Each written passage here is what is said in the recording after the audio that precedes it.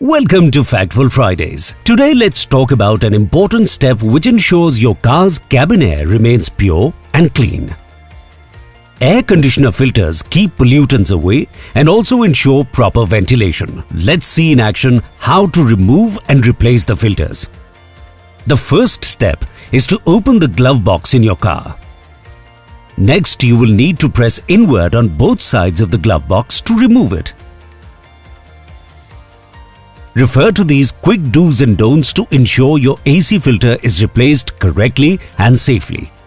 Refer to the owner's manual for more details.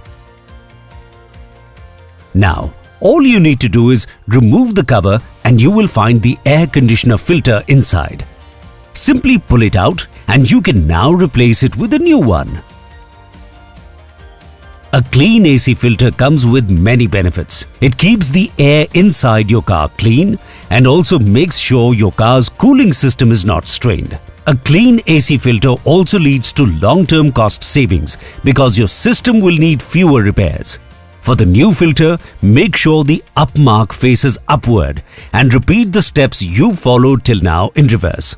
Want us to cover a specific topic? Drop your suggestions in the comments and you might see it in the next episode of Factful Fridays.